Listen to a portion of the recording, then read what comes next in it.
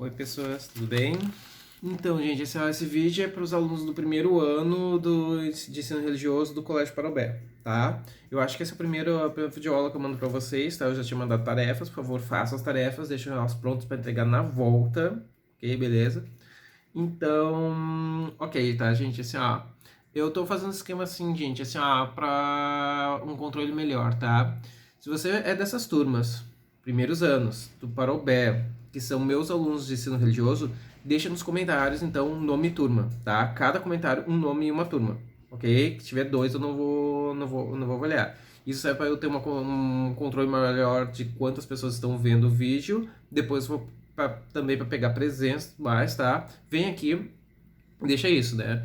E claro, né? Ou me ouve aqui também, né? Mas então, gente, espero que todos estejam bem, tá? Espero que vocês estejam em casa o máximo que vocês puderem. Quem tiver que trabalhar, tudo mais, se cuida, por favor, sempre lavando sempre mão, sabão, tudo mais. Quem puder álcool gel, máscara, tá? Que a coisa não tá assim. Não sei ainda quando a gente volta, tá? Tem alguns papos, mas não tem nada confirmado.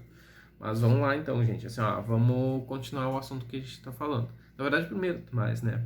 A gente tem nossa matéria de religião, tá? Além de falar alguns elementos sobre outras questões mais próximos da ética, para avaliar algumas questões, tá? A gente também vamos pensar a questão do pensamento religioso, ok? Então, gente, como a gente está começando no primeiro ano, né, gente? Em história vocês estão vendo a Idade Média, pré-história, tá? Então, o que acontece, gente? Durante a pré-história, tu já pode falar, já pode pensar o início do pensamento religioso. Por quê? De onde é que surge esse pensamento? De onde é que vem essa ideia do pensamento religioso, então, né, gente? Nós temos, então, justamente o quê? Nós temos um homem, um início do que vai ser um homem, ele ainda está no seu processo de evolução, ele não é sapiens como a gente ainda, ele ainda está nesse estágio de evolução, mas aí então o que acontece, gente? Assim, ó, ele já está é um homem que depende da natureza para ter os seus recursos, ele tem que caçar, ele tem que colher seu alimento e tudo mais, tá? Só que ele vê coisas da quais ele não consegue explicar. E o ser humano tem isso, sabe? A gente tem essa coisa que a gente precisa explicar o mundo à nossa volta. Nós temos esse elemento junto com a gente, sabe? Então o que acontece, gente, assim, ó, esse elemento, ele é muito importante porque isso mobiliza muito a nossa imaginação e nos permitiu chegar no estágio de desenvolvimento que nós estamos hoje. Então, gente, assim, ó, essa curiosidade que o ser humano vai ter para tentar explicar o mundo à sua volta é um elemento a ser considerado agora na Idade Média.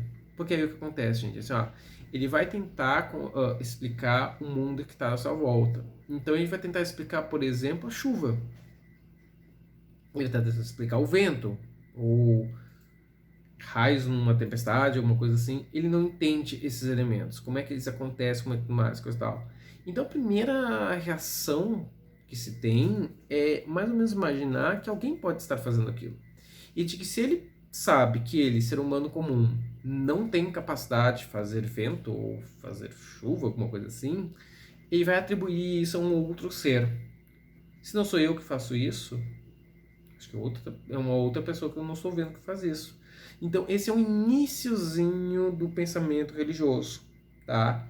Ele vai começar a atribuir que esses elementos da natureza, eles talvez estejam vivos, talvez eles sejam seres que nem ele, mas que ele não consegue ver eles, não tem contato com eles, né? Mas que se fazem presentes nessa forma desses elementos da natureza.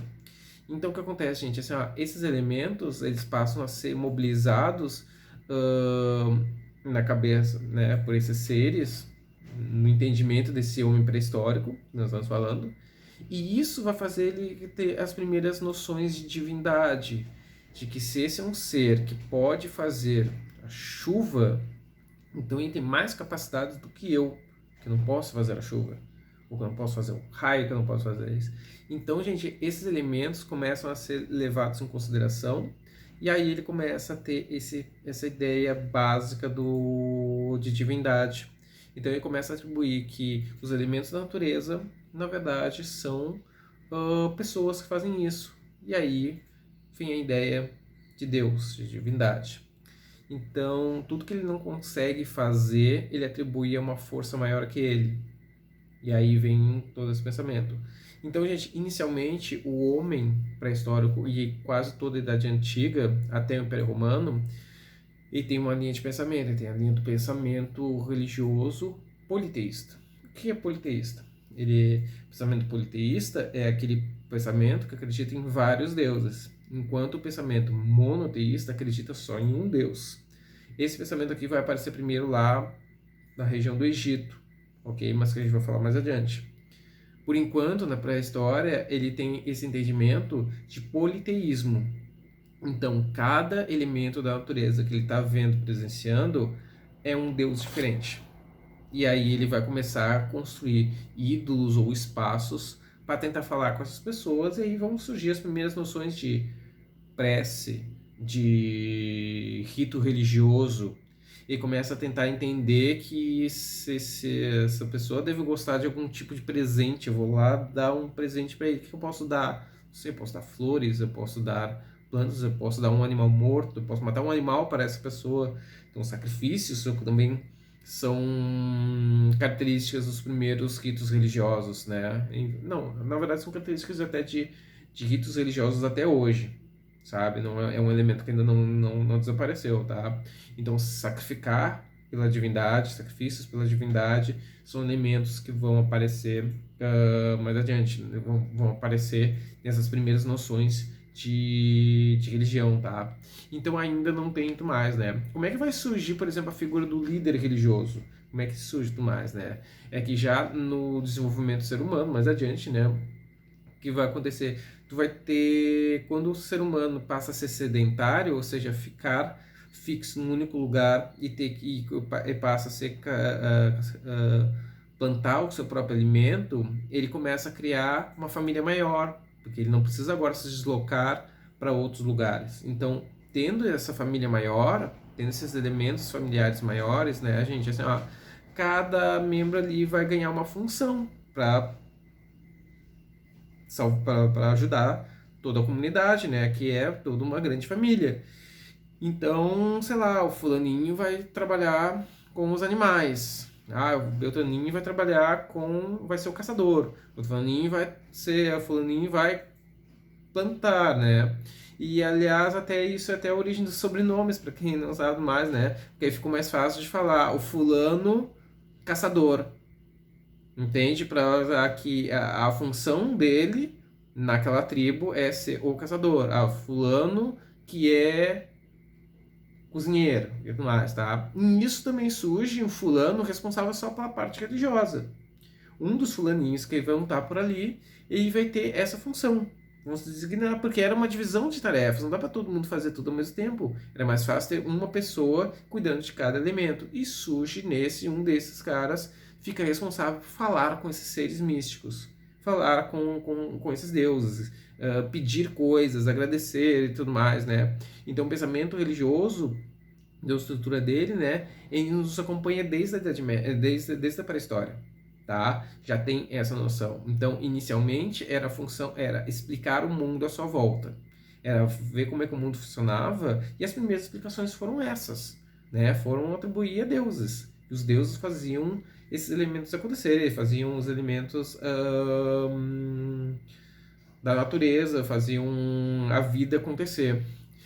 E tem um elemento bem importante mais, gente, que é a presença de deusas, né? Que isso é bem importante nesse período, né, gente? Assim, ó, a noção de que, por exemplo, que a vida vem da mulher, ela vai acompanhar esse pensamento religioso. Então, talvez não vai ganhar aos poucos uma hierarquia e sempre vai se ter uma questão de uma deusa da vida acima de tudo.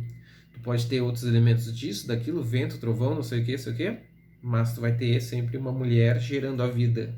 Isso é um elemento que se encontra em muitos registros arqueológicos e tudo mais, né?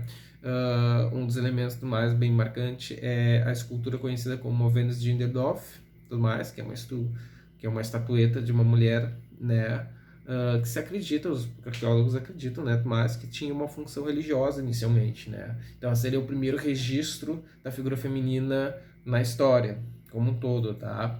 Então tem esse elemento, tem esse elemento de que a mulher e a vida estão relacionados. Então, tu vai ter Deus do vento, Deus daquilo, Deus daquele outro, mas tu sempre vai ter uma deusa da vida.